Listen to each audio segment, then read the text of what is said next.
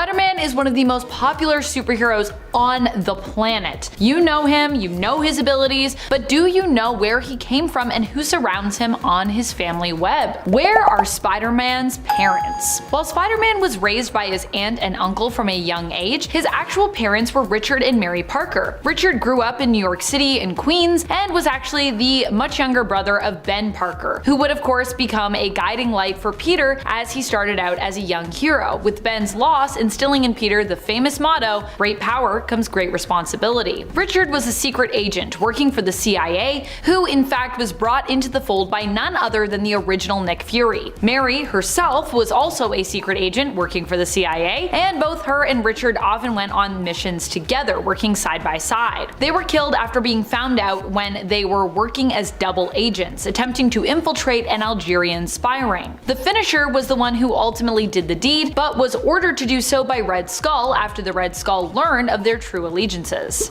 Spider-Man's secret sister?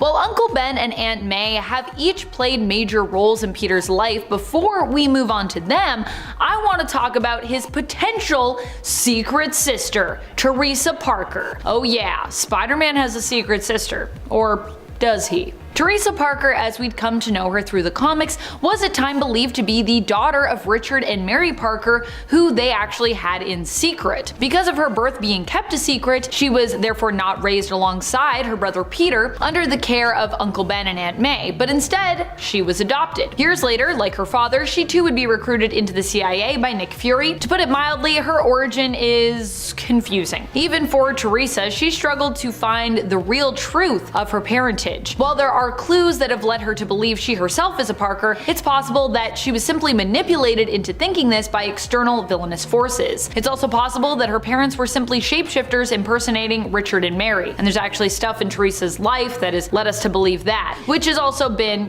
suggested and implied in the comics, so that could be a possibility. However, regardless of her true origin, after her adventures with Spider-Man, Teresa decided to reject all other alternative origins that were offered and instead see herself as a Parker, regardless of whether or not she was actually the birth daughter of Richard and Mary. So even if she isn't actually blood related to Peter, she isn't actually the true sister of him, to Teresa, she'll always see herself as his sister. Uncle Ben and Aunt May's origins.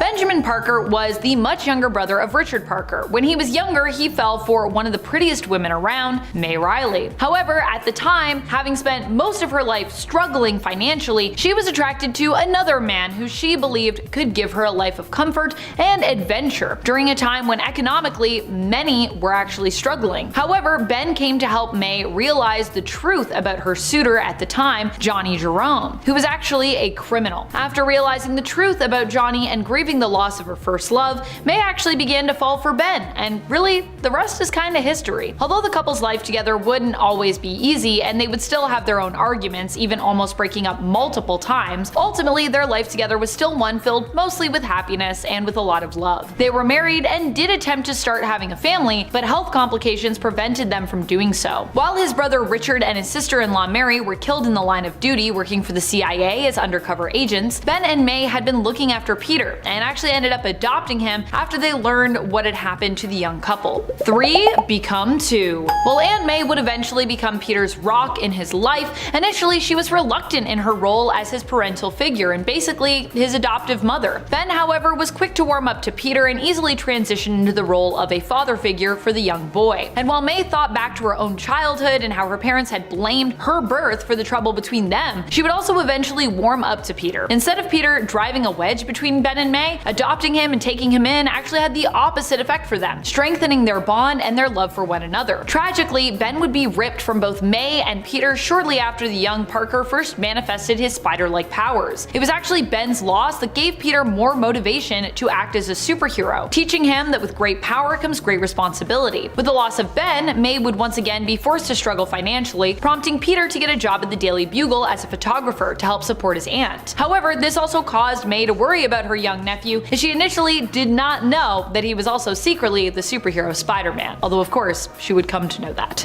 Who are Peter's grandparents? Did you know that Peter is actually the second of his name? Technically, we should call him Peter Peter Parker II. His grandfather on his dad's side was also a Peter. He and his wife Anne had their names recorded in a copy of the Daily Bugle in 1939, where the birth of their firstborn son, Ben, was announced. Peter and Anne Parker would of course become parents to not just Peter's famous Uncle Ben, but also his father, Richard Parker, as the two are brothers. We don't know much about Mary's parents either, Peter's maternal grandparents. However, we do know that Mary was mainly raised by her father, William Fitzpatrick, whose wife tragically died quite young. Her name is, as of yet, still unknown to us. The former wife of Spider-Man. Did you know that Peter Parker was actually married? There's a whole bunch of stuff there. It's true. As time progressed in the comics, Peter would grow up, going through high school and college, and eventually settling down with his love, Mary Jane Watson. Prior to this, one of Peter's greatest loves was actually Gwen Stacy, and even after marrying Mary Jane, Peter still often thought of Gwen, who died young at the hands of his foe, Green Goblin. Although as Spider-Man, Peter had actually tried to save Gwen, he ultimately failed to do so, and some actually even consider her death his fault, as the tension of his web is believed to have actually caused Gwen's neck to snap. Although Green Goblin has claimed before that the sheer shock of the fall for Gwen would have basically killed her, and that she was already dead by the time his web would have reached her. Why am I mentioning all this in a part of the video where I'm meant to be talking about Peter's wife? Well, because there are alternate worlds and realities where Peter does actually end up with Gwen. In the House of M reality, the two of them settled down together and even had a son, and I think part of Peter always wonders what his life would have been like had Gwen lived. However, Mary Jane was also friends with Gwen and also felt her loss. I also feel like Gwen's death actually brought her and Peter closer together. Peter and MJ's relationship was never really easy, with MJ at first not being very interested in the idea of a committed relationship, and wanting more to focus on her career as a performer and a model, as well as simply just having fun. However, after a few attempted proposals, MJ eventually did say yes, and the two were married for quite some time, even almost successfully starting a family together. And just as there are alternate realities where Gwen and Peter are together, there are many alternate realities where MJ and Peter are as well, and where they also have kids together, including the alternate worlds of MC2 and Renew Your Vows. However, in the main continuity, their marriage would not last, after Mary Jane and Peter ultimately decided to sacrifice their relationship to Mephisto in order to save Aunt May's life, after she was shot in a hit that had been intended for Peter during Back in Black. The children of Spider-Man. While in the multiverse, Spider-Man actually has many children. In the main continuity, he hasn't really ended up with any, at least not currently and not as far as we know right now. He was almost a dad when he and his wife Mary Jane were pregnant with a daughter. Unfortunately, the young soon-to-be parents were later made to believe, following delivery, that their daughter had actually been lost to them. In reality, we learned that the child had lived, but had actually been swept away as part of Norman Osborn, Green Goblin's own sinister plans. Despite the hope, however, that one day this child might return to her parents, honestly I'm still a little hopeful of that, it would later be established that their daughter May had been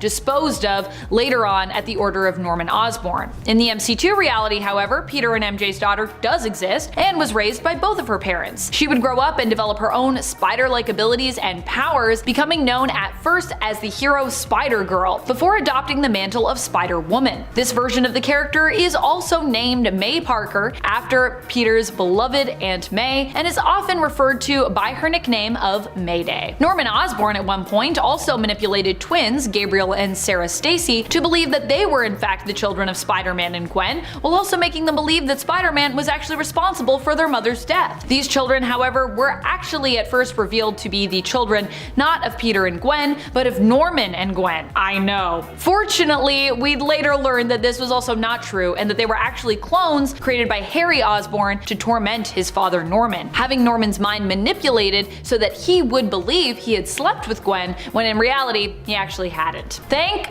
goodness. Thank you for fixing that, because it broke my brain. In the main continuity, there is also Master Matrix, who sees Deadpool and Spider-Man actually as his dads, funnily enough. Master Matrix is a life model decoy initially reassembled by Peter's parents, Richard and Mary Parker. After being activated, this LMD would come to see Deadpool and Spider-Man as his parents, and would also work alongside them as an ally. More recently, Matrix appeared in the Amazing Mary Jane series, where he befriended MJ after joining a film crew, and also helped to defeat the Savage Six. Okay, so technically I should say that Carter Slade was the actual first ever character to hold the name Ghost Rider, arriving back in 1966, but he isn't very important to this list as he isn't actually a Ghost Rider like we are accustomed to, and his name was even changed to the Phantom Rider when Johnny Blaze was introduced. Okay, so for the family history of Johnny Blaze, we actually have to go back over 20,000 years, when the Immortals known as the Blood allied themselves with the original Spirits of Vengeance in a war against a soul-stealing demon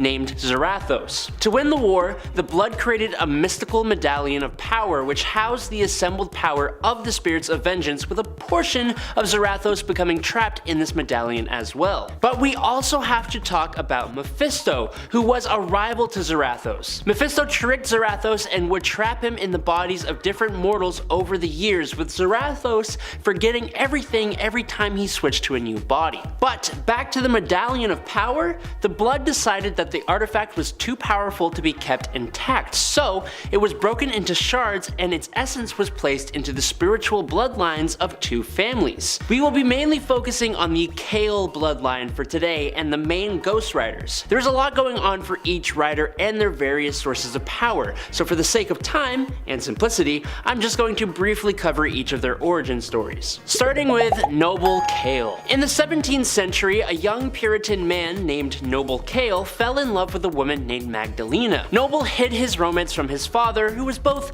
not very nice and also a pastor. Noble and Magdalena had a child, but shortly after the kid was born, Magdalena discovered that Pastor Kale was a servant of Mephisto, and to keep this a secret, Pastor Kale had Magdalena branded a witch and burned at the stake. As she succumbed to the fire, she cursed Pastor Kale, invoking the Furies to seek vengeance in her name, and they definitely did, going on a rampage. Pastor Kale sought aid from the demon Mephisto, offering Noble's soul to the demon. Mephisto recognized the medallion shard within Noble Kale and activated it, transforming the young man into a living spirit of vengeance. Mephisto tried to corrupt Noble Kale, but he failed, and instead he just kept his eye on the Kale family bloodline, looking for a time to try and strike again. It was decided that Noble's soul wouldn't belong to heaven or hell, but instead would be summoned forth by his descendants, inhabiting the firstborn child of each generation. This included a Ghost Rider who was a cavalry soldier during World War I,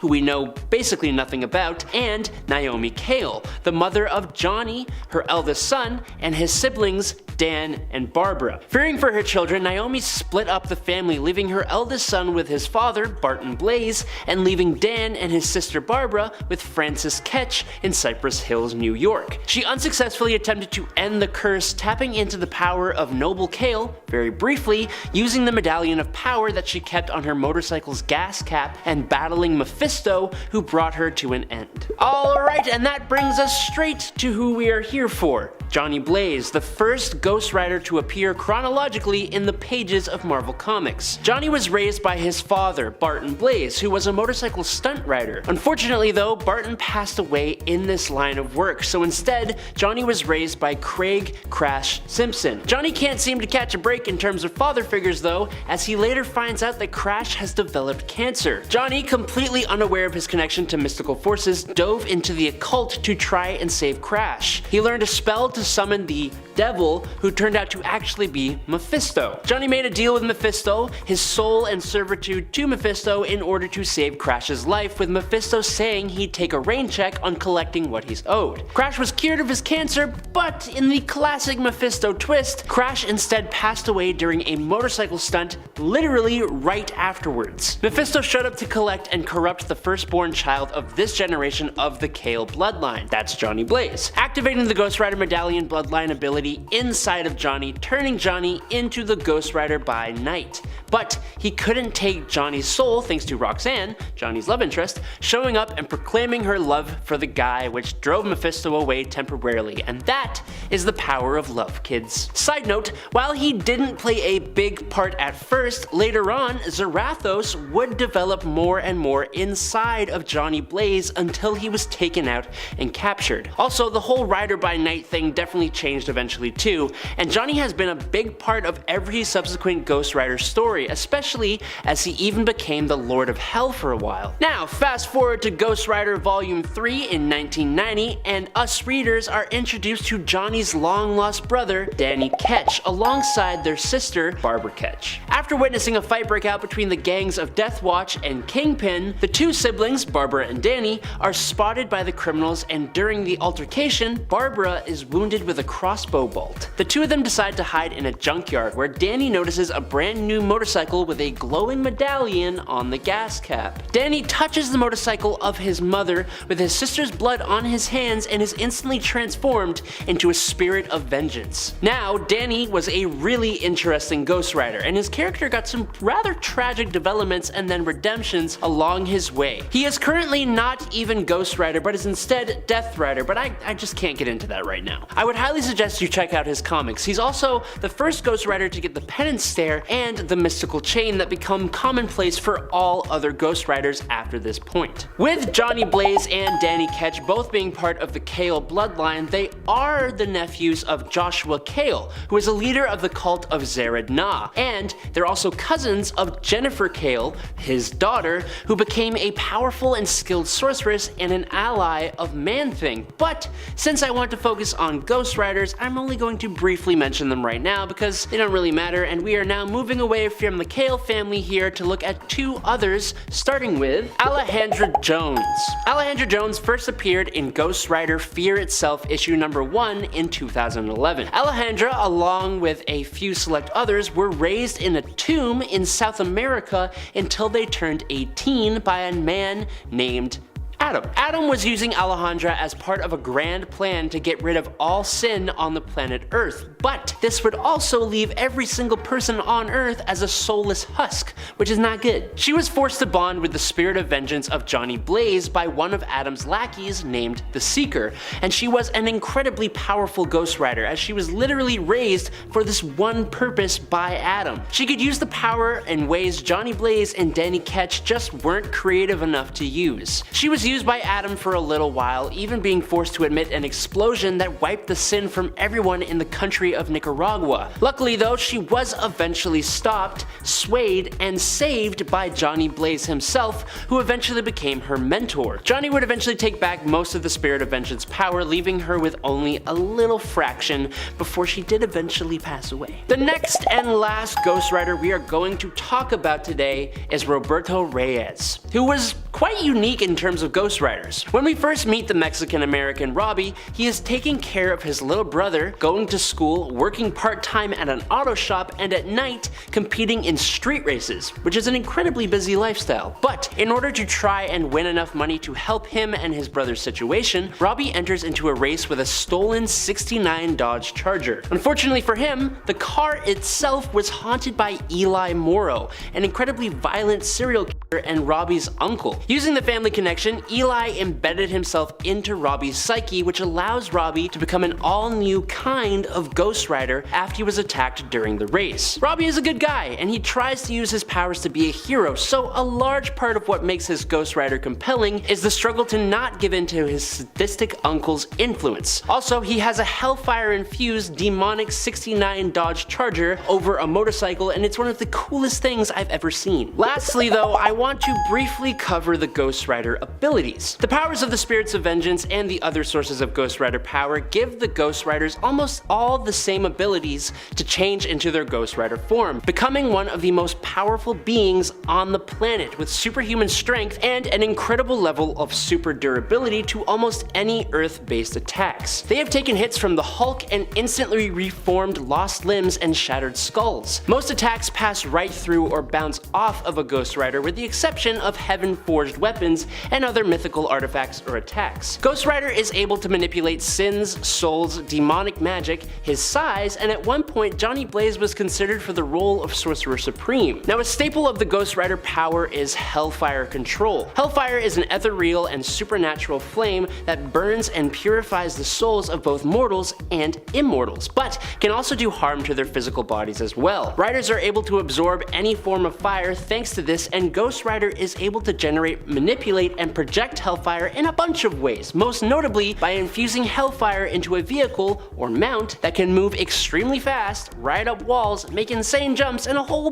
bunch of other crazy, extremely awesome, very fun stuff. Honestly, every Ghost Rider's mount is awesome, and it's not always motorcycles. We should start a discussion in the comments. What is your favorite Ghost Rider mount? Mine would have to be the massive spider used by a Ghost Rider during the time of Conan the Barbarian. Now, I also have to mention the incredibly infamous penance stare. This ability makes a person see and feel all the pain they've inflicted on anyone else during their entire life, and it is essentially the end of the line for anyone who is subjected to it. Now, because comics are inconsistent, this doesn't always work the way it's supposed to, and we do have a video or two you can check out going over a handful of times the Ghost Rider's most deadly ability did not work. Now, there are a lot of characters, humans, angels, demons, gods, monsters, and everything in between who play a part in the Ghost Rider stories. Hopefully though, this video gave you enough information to be able to jump into the comics for yourself and explore those awesome characters. Starting off with the One Below All. The One Below All is the dark side and a part of the same being known as the One Above All, who is the supreme ruler of the multiverse and the supreme embodiment of creation and compassion, which would make the One Below All the ultimate personification of destruction and hate. It resides in the lowest point of reality, called the Below Place, from which it rules. Sealed off from the rest of the multiverse through the metaphysical green doors, it manifests in other realities through extreme gamma, which is the mutagenic third form of gamma radiation. This radiation is what creates gamma mutates based off the individual's genetic and psychological makeup. Before we move on though, hey guys, if you're enjoying this channel, dropping a like is all you have to do to help us out. We would really appreciate it. But now, on to the man himself, Bruce Banner. Incredible Hulk #1 from 1962 introduced Dr. Robert Bruce Banner to the Marvel Universe and gave us the very first gamma mutate. During a routine test of the gamma bomb he developed, Bruce spotted a teenager named Rick Jones in the blast radius, and he took it upon himself to save Rick's life. He succeeded, but his bomb's explosion opened the first green door, which is a metaphysical barrier, into the Below Place, and infused him with gamma radiation, turning him into the Grey Hulk. Now over time, Hulk's skin eventually turned green, thanks to some real world mix-ups, and he became more childlike. In Incredible Hulk #377, the Green and Grey Hulks merged with Bruce to become a new incarnation, Professor Hulk. But these three different incarnations of Hulk are just a few of the personalities that live in Bruce's fractured mind, and not all of them are good people. On to Bruce's family, starting with Brian Banner and Rebecca Banner. While Bruce is naturally the core figure in this family tree, the roots of the Hulk's rage come from his father, Brian Banner, and without him, there would honestly be no Hulk. If there's a villain in this story, it's Brian. He physically and emotionally mistreated his wife Rebecca Banner and their son. As seen in Incredible Hulk #312 from 1968, Brian became deeply disturbed and obsessed with the idea that his radiation research had turned his son Bruce into a monster. Brian was even responsible for the passing of Rebecca in front of Bruce, which led directly to the development of multiple personalities for Bruce and the Hulk. Years later, during the Chaos War, Brian actually emerged on Earth as a fearsome Devil Hulk of his own before he was defeated and returned to the afterlife. More recently though, Brian made a lot of trouble in Immortal Hulk as a servant of the One Below All, and he even gained the ability to possess other gamma-infected human beings. Now, Brian Banner himself had two sisters, but the one we want to talk about is Elaine Banner Walters and her husband Morris Walters. Their daughter, the lawyer Jennifer Walters, is Bruce Banner's first cousin and probably the closest thing he has to a sibling. It just so happened that as Bruce was seeking legal aid from Jennifer, she was nearly killed during an assassination attempt. Bruce saved her life by giving her an emergency blood transfusion, but as a result, she became the She-Hulk. Although she started out as a bit of a savage She-Hulk when she first appeared on issue 1 of her comic in 1980, Jen's personality eventually became dominant when she was in her gamma-powered form. In fact, she actually prefers being She-Hulk and put her skills to use as an Avenger and member of the Fantastic Four at one point. In case you've missed any of the ads, she is also the focus of the MCU's She-Hulk attorney at law. Now, the first love of Bruce's life was Betty Ross, the daughter of General Thaddeus Thunderbolt Ross. Betty and her father both actually became Hulks as well. For Betty, the villain MODOK realized that her exposure to Bruce Banner set her up as an ideal subject to become a new Hulk. In Incredible Hulk number 168 from 1968, Betty was transformed, but not into another She-Hulk. Instead, she actually turned into a terrifying harpy who hated the Hulk for the passing of her husband at the time, Glenn Talbot. Betty was soon cured of her harpy persona, but she was ultimately killed by exposure to Axis gamma radiation by the Abomination. Fortunately for her though, MODOK and the Intelligentsia resurrected Betty and she became the Red She-Hulk. However, in the Immortal Hulk series, Betty once again has been transformed into the Red Harpy. I hope that wasn't too confusing. Now, as for her father, no one hated Bruce Banner more than Betty's father, General Thunderbolt Thaddeus Ross, a military general who became obsessed with stopping the Hulk at any cost. That's why it took everyone by surprise when Ross actually turned out to be the Red Hulk, who is a fiery and power-draining gamma mutate. Ross made the mistake of partnering with the Intelligentsia, who tricked him and turned him into the Red Hulk, using energy siphoned off of the original Hulk. Ross embraced his newfound Hulk powers, proving to be an incredibly powerful and capable hero. Bruce and Ross eventually did make an alliance to take down the Intelligentsia, and Red Hulk was actually invited to join the Avengers. Ross was eventually depowered, but as of Captain America number 26 from 2018,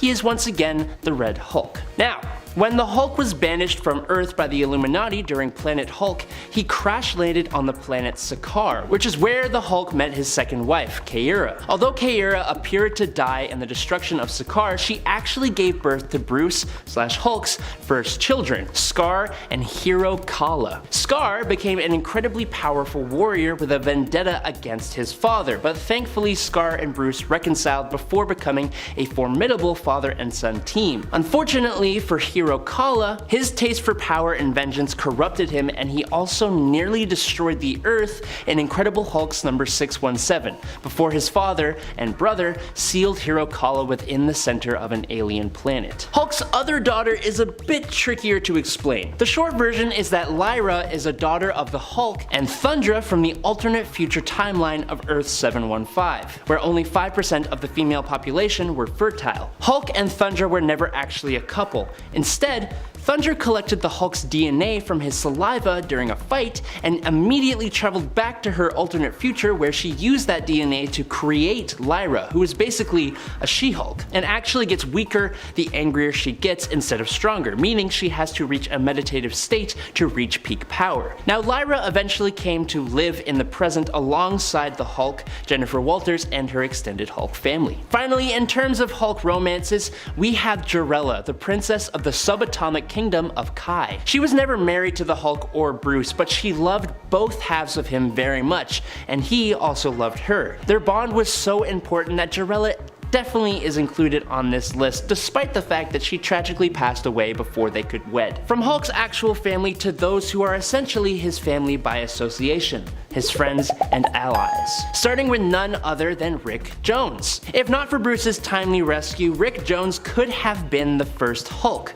but instead, he was spared from that fate and became one of Bruce Banner's closest and most trusted friends. In Incredible Hulk number 325 in 1962, Rick did actually get a little taste of Hulk power when he fell into a chemical pool that was being used to merge Bruce and the Hulk back into a single being once again. Rick emerged as a Hulk, but he was cured a few chapters later in issue number 332. It wouldn't last long though, as thanks to the meddling of the Intelligentsia yet again, Rick was mutated into a new version of Abomination in Hulk number 2 in 2008. As this new Abomination, Rick actually retained most of his personality, and so he renamed himself A-bomb, so he could be a bit more heroic, which was a good choice, Rick. Good job. Rick was also horrendously mutated in Immortal Hulk before his humanity was finally restored in the limited series Gamma Flight from 2021. Doc Sasquatch, or Doc Samson. Doc Samson is one of the few members of the Hulk/Gamma family who willingly transformed himself. It happened in Incredible Hulk number 141 in 1962 when Bruce Banner was temporarily cured of his Hulk persona by removing the excess radiation from his body. Samson couldn't resist taking that power for himself, but he wasn't turned into a full Hulk. Instead, he was given superhuman strength and a striking head of green hair, likely due to his psychological makeup with him wanting to be a hero. In Immortal Hulk, Doc Samson got trapped in the below place and instead resurrected into the body of Walter Lankowski, also known as Sasquatch. He then became a green-haired version of the Sasquatch. Despite his great strength, Samson's greatest contribution to the Marvel Universe has been actually as a therapist for heroes and villains in need. During the event World War Hulk, Amadeus Cho was one of the few heroes who stood by the Hulk in his battle against the Illuminati. This was fueled by Amadeus's unshakable assertion that the Hulk is actually a hero and not a monster. Now, years later, in Totally Awesome Hulk number 1 from 2015, Amadeus got his wish to become a Hulk as well. As revealed in issue number 4, Amadeus absorbed the excess gamma radiation from Bruce, saving his life while transforming Amadeus in the process. It was a burden that he was more than happy to accept. However, not even Amadeus's intellect and personality could keep the negative aspects of being a Hulk at bay forever. After briefly losing control of his other self, Amadeus willingly depowered himself, but he still retains a significant amount of gamma powers as an agent of Atlas. The Juggernaut, Agamemnon, Glenn Talbot, the Red King, MODOK, Ravage, Wendigo, the UFOs, with a special shout out to Absorbing Man, are all villains that come into conflict with the Hulk. We have already talked about his longest lasting foe, Thunderbolt Ross, or the Red Hulk, but what about his other big bads? Starting with probably the most iconic of the Incredible Hulk's rogues gallery is the one and only Abomination. A dark mirror image of the Hulk, former soldier Emil Blonsky becomes the monstrous Abomination in an attempt to stop the Hulk, being mutated by a gamma machine that was created by Bruce Banner. On countless occasions, Abomination has taken on the Hulk in a one-on-one match. While he's lost time and time again, there have been times where he did give the Hulk a run for his money and even took down the people Hulk loves and cares for. Abomination makes for a fantastic villain, and there's a reason Marvel keeps bringing him back. For someone like the Hulk, a villain with higher intelligence is far greater than someone with equal strength. Samuel Stearns was once a normal man who was exposed to a high level of gamma radiation, just like mostly everyone else. The radiation gave him increased intelligence, a really big head, literally, and turned him into the leader. A foe who has time and time again outsmarted and worked around the likes of the Hulk. The leader's almost always 5 steps ahead of Bruce Banner and manages to bring the Hulk down despite his immense strength. And lastly, it honestly makes sense that the most terrifying foe for the Incredible Hulk is actually himself. While the Abomination can be seen as a dark reflection of the Hulk, the Maestro is literally a future evil version of himself. Coming from one of the comic's best Hulk story arcs, Future Imperfect, the Maestro is the last hero who survived an apocalypse and set himself to become the ruler of dystopia. Stronger than his past self and with all the intelligence of Bruce Banner, the Maestro has proved himself to be the strongest and most brutal Hulk villain out there. Tony Stark is the son of Howard Stark and Maria Stark. Howard owned Stark Industries and actually helped his father, Howard Sr., to build the company. From a young age, like Tony, Howard was known for having a brilliant mind, excelling in engineering. He would grow up and end up working with S.H.I.E.L.D., joining them on many missions and aiding their efforts. As a wealthy man, he would also gain access to the Hellfire Club, but was more a member because he enjoyed their parties apparently, as opposed to being aware or aligned with any of their political beliefs and more sinister pursuits. Eventually, Howard would meet Maria at one of his casinos in Monaco. He would return a lost earring to her and help her escape her own bodyguards, who didn't seem to actually have had Maria's own best interests in mind. Not as much is known about Maria's life before she met Howard. What we do know is that she was a socialite and a philanthropist who was born into wealth in Southampton, New York. When Stark first met her at his casino, she was in an unhappy relationship with Obadiah Stane. She went to the casino with the intention of losing copious amounts of money, and this is basically what got her roughly escorted out by her own bodyguards, whom she and Howard would later defeat and of course escape. Maria and Howard would fall in love and later be married, going on to become the only parents that Tony would initially ever know. But Howard and Maria Stark weren't the only parents that Tony would actually have. have, or at least would later learn that he'd ever had. Tony, it turned out, was adopted. Learning this later in life, it would be revealed that a Hydra agent and S.H.I.E.L.D. agent were actually his two biological parents, one of them being Jude. Jude was a Hydra agent who went undercover at S.H.I.E.L.D. Really though, he apparently had no allegiances, believing both agencies to be problematic in similar ways. Jude was more interested in serving his own interests and profiting off of playing both sides. Jude would meet Tony's birth mother, Amanda Armstrong, a singer who was also working as an undercover agent for S.H.I.E.L.D. while on a mission. The two fell in love and began a relationship, with Jude often traveling to faraway places throughout the course of their few years together. Amanda became pregnant, and shortly before she was due to give birth to their child, Amanda's life was threatened, and then Jude's life was threatened, and Amanda learned of Jude's true beliefs surrounding Hydra and S.H.I.E.L.D. He suggested that they run away together, but unwilling to accept Hydra's money or their protection, Amanda attacked Jude and then ran away. She gave their baby up for adoption, and that was how Tony became a Stark, adopted by Maria and Howard. In fact, the name that the Starks gave to their baby, Anthony, would actually come from Amanda herself, the name that she actually wished her son to have. Amanda had asked Nick Fury to make sure that the baby ended up in a nice and safe home, but Nick basically disregarded her wishes, following the standard S.H.I.E.L.D. protocols instead, which had the baby end up in an orphanage. Howard heard of Amanda and the child and ended up choosing to find and adopt the baby, with him and Maria keeping the name Amanda had picked originally. Years later, when Tony learned the truth of his parentage, he would seek out his biological parents and meet Amanda. After falling into a coma, Jude would also resurface in Tony's life, attempting to capture his son. Despite the fact that Jude had died years earlier in his fight against Amanda, or seemingly died, Jude in fact had been alive most of the time, having been resurrected and returned to life by Hydra and remaining in their employ all these years. But while Tony was the only known child of Amanda and Jude's, he was not the only son of Howard and Maria Stark. In fact, before they adopted Tony, they actually already had a son. Maria and Howard, after being wed, struggled to conceive a child together, and when they finally succeeded, it appeared the life of the unborn was threatened. As a result, they searched high and low for any possible way to ensure that the baby was healthy and that the birth was a success. When Howard learned of an alien being, a Regellian recorder known as Recorder 451, he brought together the Stark Seven in an effort to free the being. After succeeding in rescuing the recorder from its captors, Howard and Maria discussed a way that the recorder might be able to repay them. 451 revealed its plans to help advance the human race so that they would be protected against alien threats in the future, and eventually usher in an era of universal peace. Recorder 451 noted that their unborn child was actually the perfect specimen for this effort, and Howard and Maria were reassured by this when they learned it would also ensure their son's survival. However, Howard would later learn that in modifying the baby to make it more resilient, 451 had also added in kind of like a kill switch.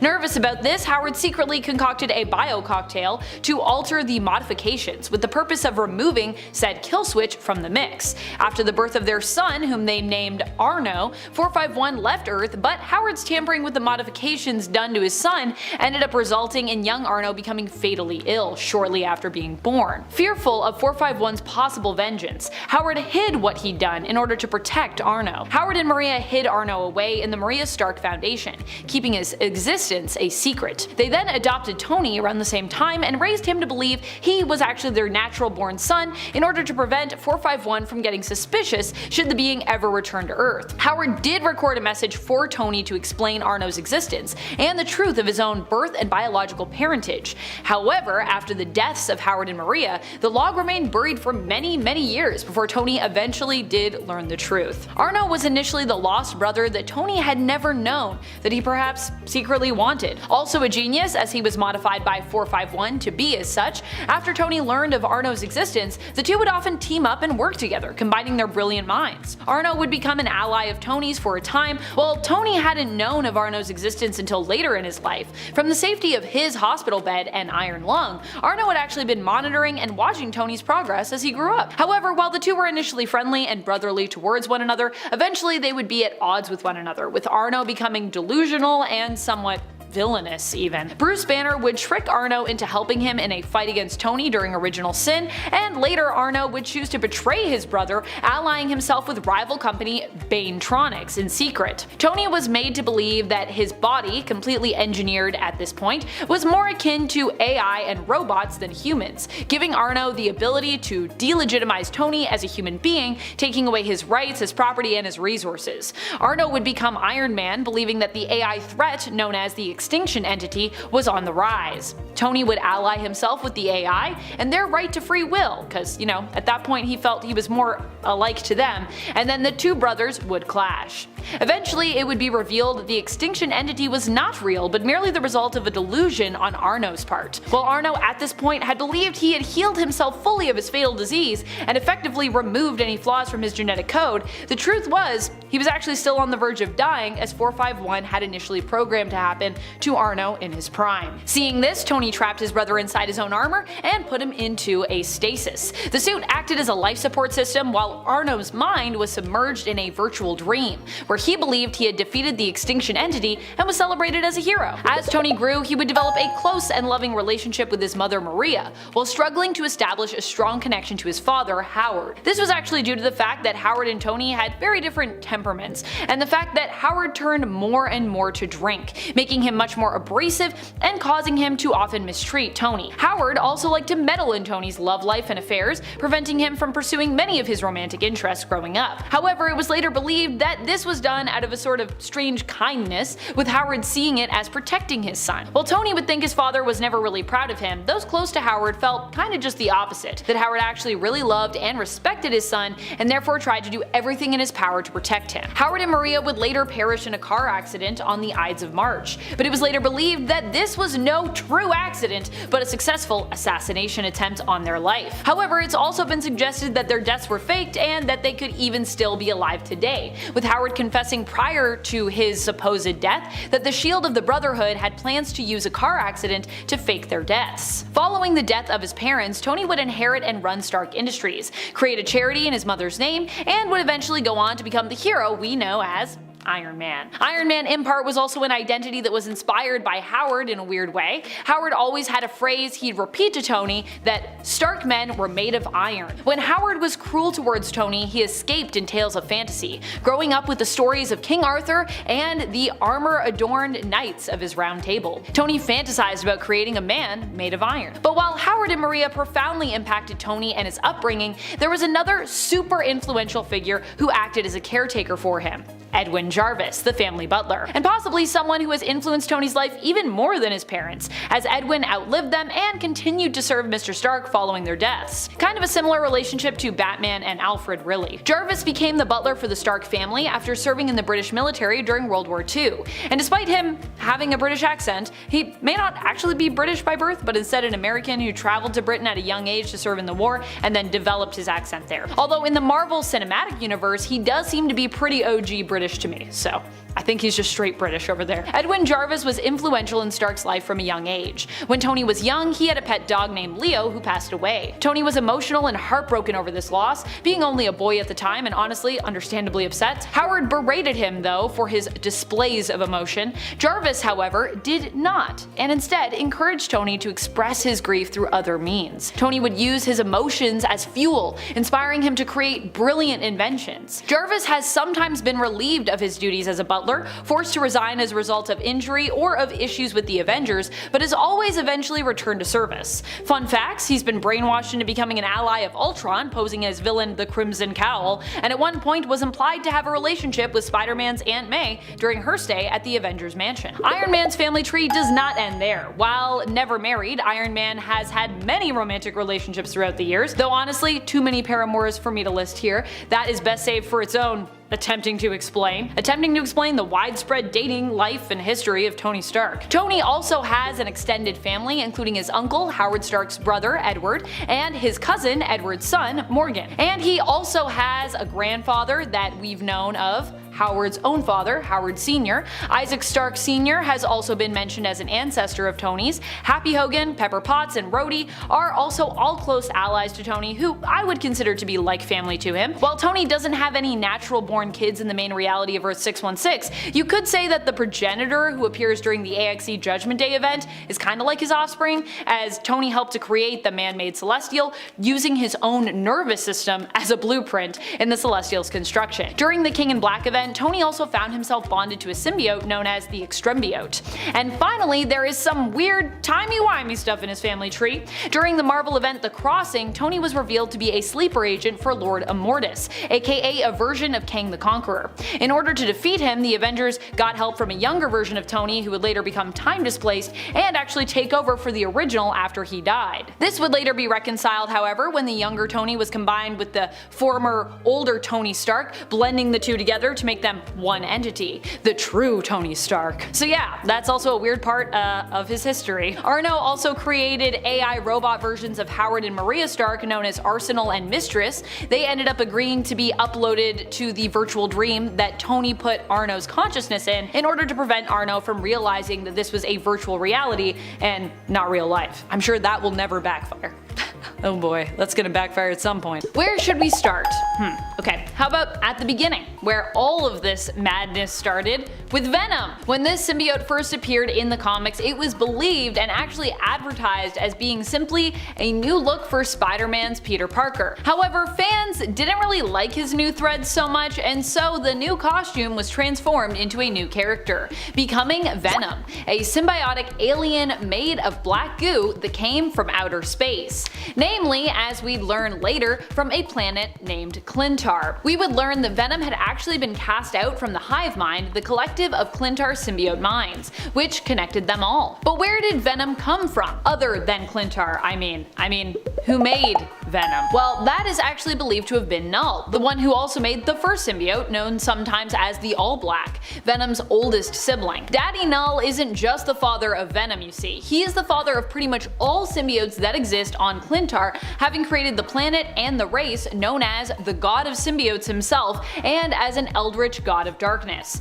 Yeah, Null really old. But Null wouldn't just be a father to these many symbiotes. Honestly, Venom has more siblings than I have time to mention them all individually in this video, and many of them still remain unnamed in the comics as well. But trust me, they are all out there and there are a lot of them. Null can also be considered at this point a grandfather and even a great-grandfather when it comes to the Venom family tree, because after Venom came to Earth, it also ended up getting somewhat busy with itself, making other little baby symbiotes. That's what happens when you reproduce asexually. You don't get busy with other people, you just make babies. Venom and other symbiotes of Clintar besides are asexual when it comes to their reproduction, meaning that they don't need a mate to, well, mate.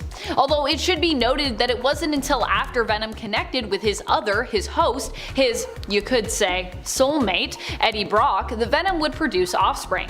Do with that information what you will. Scientifically, however, symbiotes typically only ever give birth to one offspring, but Venom is a special case. It had symbiotic babies extracted from it at one point against its will, which challenged the normal reproductive symbiote status quo. So the Venom symbiote kinda breaks the mold when it comes to the limits of symbiote reproduction, at least as we know it to exist in the rest of the universe. Regardless of whether or not being with Eddie had any impact on the time when Venom reproduced, Eddie is still a very important figure in Venom's life and family tree, often being regarded as one of the symbiote's closest allies and basically Venom's life partner. Initially, when Venom came to Earth, it merged with Spider-Man, but was rejected by the hero. Upset and hurt by the rejection, Venom chose to bond with Eddie Brock, who also had his own reasons for hating Spider-Man.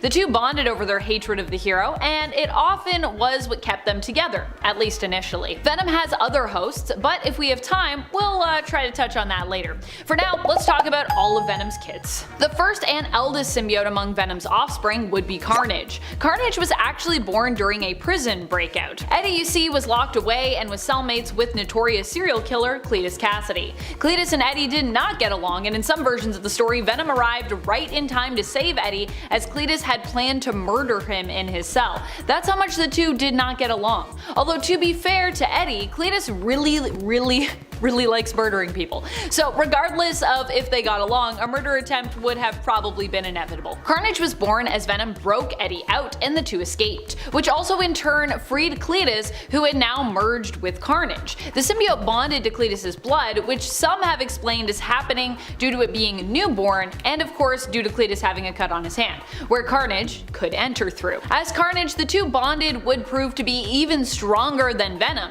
and would require Venom and Spider-Man to team up in order to take on Carnage during the Maximum Carnage crossover event. Which is pretty crazy because, you know, they're enemies. Venom was supposed to be a bad guy. Although symbiotes usually only produce a single offspring, Venom was forced into producing more after they were kidnapped by the Life Foundation. Which, you know, sounds like it would be a lovely scientific organization based on the name of it, but really, it isn't. The Life Foundation is usually more concerned with the safety of the wealthy elite than advancements or defenses to protect all life, as their name would or should imply.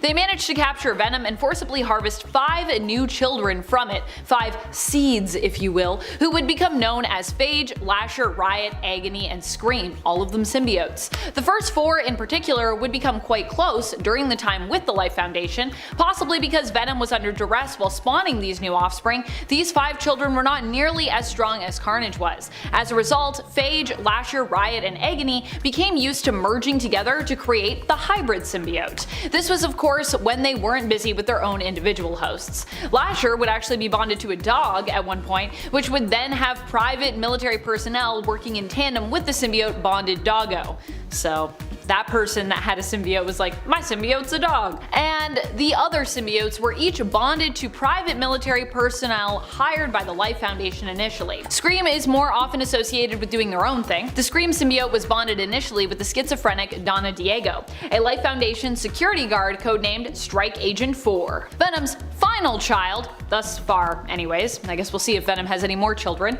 is Sleeper. Sleeper is also a unique symbiote, and although it's not as powerful as Carnage, is seemingly more powerful than the Life Foundation symbiotes. It's kind of somewhere in the middle, I'd say. Sleeper was born with the assistance of Eddie Brock, who did his best to help the Venom symbiote through labor after discovering that the symbiote was expecting. This is probably the closest the two have ever gotten in terms of like a semi-shared pregnancy with each other.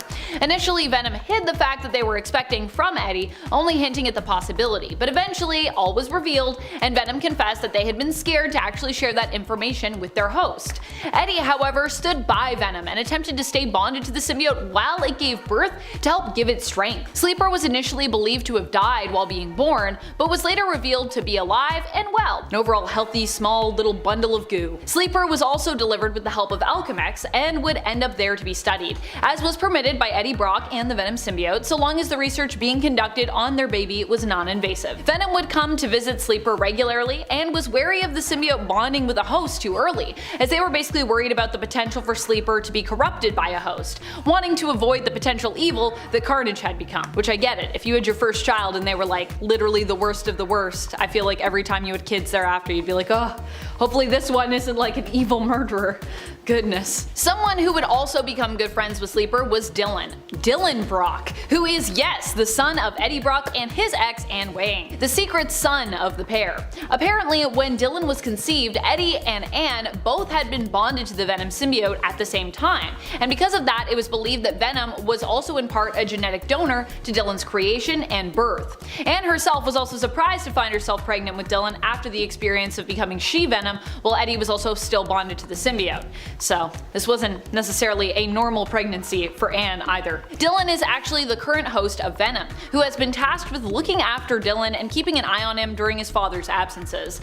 It wasn't until recently that Eddie and Venom learned of the existence of Dylan and how he was Eddie's, Anne's, and in a way, Venom's son. But the two together have wholly embraced the concept of fatherhood as they accepted Dylan into their family tree, working together to keep him safe, even when he was being hunted down during the Absolute Carnage event by a resurrected Carnage who sought to revive Null by absorbing the codexes, or codices, within the spines of all the former symbiote hosts on Earth, which was a pretty crazy event, but fortunately, Dylan made it through. Yay! But how many of Venom's kids have kids? Is Venom a granddad? In the case of Carnage, yes, they are. Carnage has multiple children, so it seems father like son in terms of, you know, breaking the mold on symbiote reproduction here. Carnage's first offspring is Toxin, who is widely regarded to be one of the most powerful symbiotes of all time, second only maybe to someone like Null or perhaps maybe Anti-Venom. I personally think Anti-Venom is also up there. Initially, both Carnage and Venom teamed up to hunt down Toxin, as both were concerned by the amount of power Toxin would wield. Fortunately, Black Cat and Spider-Man teamed up and protected Toxin, allowing the newborn symbiote to escape its relatives. Aside from Toxin, Carnage also gave birth to Scorn as a result of being experimented on in the process of using the symbiote and technology to create hybrid prosthetics. As such, Scorn is also part tech, kinda like a cyborg symbiote if you will.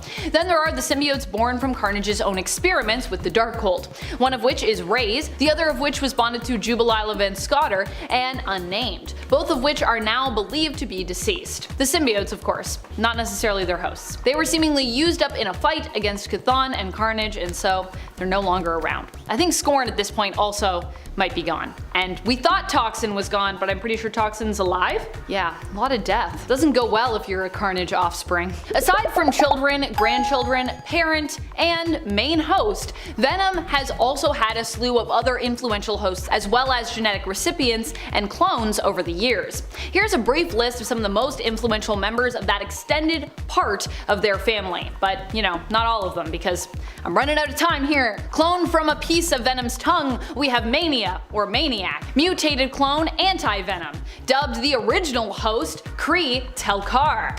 Other than Eddie Brock, possibly one of the best heroic hosts we've seen for Venom, Flash Thompson, aka Agent Venom, currently Agent Anti-Venom because bonded with Anti-Venom. Widely proclaimed the worst and most cruel host, Lee Price, famed host of Carnage who also is bonded with Venom, Cletus Cassidy, and Superior Spider-Man / Venom, aka Freaky Friday Otto Octavius in Peter Parker's body with the Venom symbiote. And that's just some. Starting off, I have to pay respects to, yes, the one newest member of the Venom symbiote family that I missed. I'm so sorry, you sweet, sweet goo baby. How could I have forsaken you thus? But do not worry, I'm going to make it up to you. That's right, we're talking about Silence. In part 1 of this video series, I talked about Scream. Scream was one of Venom's forced pregnancies when they were taken by the Life Foundation and forced to procreate. Scream would have quite a journey in the comics. First, the symbiote was crazed and somewhat chaotic due to their actual schizophrenic host, then they were dead, then they were revived but became nullified before finally settling into a more permanent host, but only for their host to be killed again. Overall, a very rough go. Dr. Steven, the head of Alchemex's astrobiology department, would acquire samples of the symbiote's corpse and attempt to revive it. This might sound kinda mad science-y and evil, but Dr. Steven overall is known as an ally to and expert on symbiotes. Unable to revive Scream, Dr. Steven then combined the samples he had with some anti-venom serum, and lo and behold, something new was born from this genetic combination. This something new took the name of Silence, as they saw themselves as the absence of Scream or anti-Scream. And what is the absence of a Scream? Silence. Silence made their first comic book appearance in Extreme Carnage Phage issue number 1. Silence would bond with the same host as had become the newest permanent host for the Scream symbiote, Andy Benton. We'll talk a little bit more about Andy later on though. While Silence is like a genetic offspring of Anti-Venom and Scream, you could also consider them a clone. In fact, it's kinda better if you do, because Anti-Venom and Scream hooking up, it kinda sounds weird, considering that Venom is the parent of Scream and Anti-Venom is like an alternate clone of Venom in a way, or you know, like Venom's brother. So that's kinda weird. Symbiotes are weird though, so maybe that doesn't bother you. But speaking of clones, the Venom family has quite a few. But just who are these symbiote clones exactly? First up, let's focus on the main symbiote of this family, Venom. In part 1, I listed a slew of other influential figures that I didn't have time to dig into more that were also important to Venom, so we're going to start with one of those. Starting off with the clone made from a piece of Venom's tongue, Mania, who would later be known as Maniac. Mania was created by the Ararat Corporation and was to be used in an alien's plot to destroy all life on Earth, but the symbiote got loose and things quickly went pretty sideways. It would jump from host to host, draining them Venom and would become particularly obsessed with Patricia Robertson, one of the few people who had managed to survive the clone's deadly rampage, and Wolverine, who the clone saw as its ideal host. Eventually, the clone would be devoured by Venom, reabsorbed, but during Venom's time with host Flash Thompson, the clone would later be regurgitated and then merge with Andy Benton, becoming known as Mania. Later on, Lee Price would take the symbiote clone from Andy, and while merged with Price, it would become known as Maniac, adding a C on the end there. Fitting for a host as diabolically evil and cruel as Lee Price. I wonder if that's what the C is for, cruelty. But there isn't just a replica of Venom in Mania/Maniac. Venom also had another straight up clone known as Venom the Third or Legion. This alternate version of the symbiote was actually not just a clone of Venom. It was a sample of the Earth 1610 or Ultimate Universe Venom, merged with a bunch of other symbiote codices from Earth 616 Venom, Carnage, Phage, Lasher, Riot, Agony, Mania, Sleeper, and Tyrannosaurus, as well as a collection of codices from other famous heroes who once bonded with a symbiote. This alternate amalgamated Venom clone would be absorbed to help boost Venom in their fight against Dark Carnage, allowing Eddie to manifest a Necrosword to defeat Carnage. Afterwards, Legion was absorbed into Venom, along with the Grendel symbiote, which itself had become a newer version of Carnage. Mania/Maniac and Legion aren't the only Venom clones out there either. While Eddie Brock was separated from the Venom symbiote and suffering from cancer, Anti-Venom was born. This was as a result of Mr. Negative's powers fusing white blood cells with remnants of the Venom symbiote within Eddie, which healed him and created something new. A sort of living, but initially non-sentient, purifying symbiote which became known as Anti-Venom. While Eddie was bonded with Anti-Venom, he was free of having any other pesky voices to share his consciousness with, and could finally be at peace, alone in his own head. Anti-Venom, however, is also dangerous to symbiotes as it completely purifies its host body, meaning it can destroy any invading viruses, diseases, or of course, alien symbiotes that happen to hitch a ride, so watch out for that. Agent Anti-Venom is also not just Anti-Venom bonded with Flash Thompson, but another altered version of a piece of Venom created by a derivative anti-venom serum, which was created using the original Anti-Venom. Are you confused yet? Basically, the anti-venom serum was made by Dr. Steven as a result of what he learned from Anti-Venom, the symbiote clone. When Venom attempted to bond with both Flash Thompson and Eddie Brock at the same time, Spider-Man attempted to save them, spilling a bunch of anti-venom serum onto Flash. This anti-venom serum altered the part of Venom that was bonded with him, creating Agent Anti-Venom, which is the name for the symbiote offshoot when it is bonded to Flash Thompson. It doesn't end there either, because of course it doesn't. There is a third anti-venom as well. This one, like the third version of Venom's kinda clone, Legion, happens to be an amalgamation of sorts. Anti-Venom the Third was made manifest by Flash Thompson from within the hive mind. Using freed symbiotes, Flash was able to physically appear as an anti-venom styled symbiote dragon in the real world. Pretty badass. This dragon also ended up being Flash's one-way ticket back to life afterwards, allowing him to resurrect himself, which is how he returned to life after he died.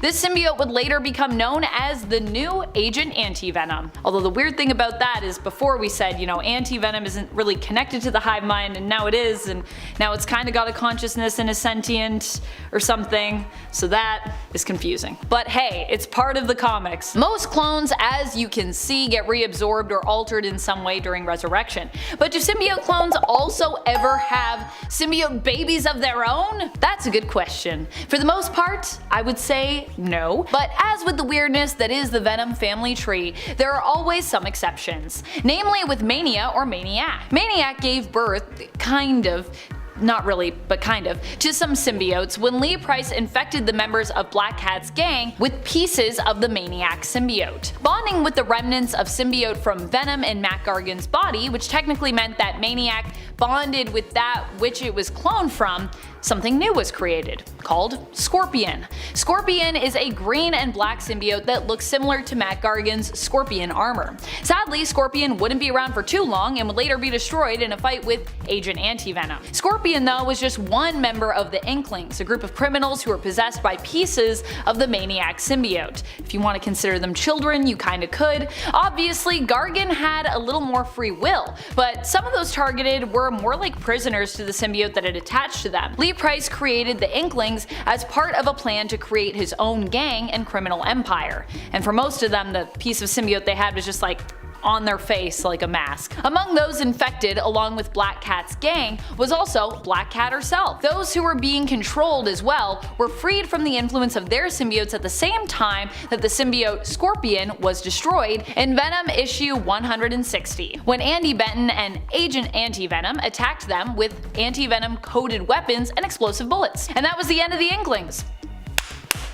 Any surviving pieces of Maniac returned to host Lee Price. While clones and their offspring are pretty cool, when it comes to Venom, there are lots of influential figures who I would consider part of the family tree who aren't symbiotes at all. We call these non-symbiote family members hosts. Venom has had many hosts over the years. In the first part of this explained video, I listed some of them as I was short on time, but for this extended family tree, this part 2 if you will, I have a little bit more time to outline some of these important hosts and how they came to connect with the Venom symbiote. Although historically it's likely that Null was first, Tel-Kar is often referred to as the first host or original host when it comes to the Venom symbiote. Tel-Kar was, retcon to be that, but hey, we still gotta respect the retcon sometimes. Tel-Kar is a member of the Kree, and he used the symbiote in the Kree-Skrull War, using it to infiltrate, sabotage, and assassinate the Skrull.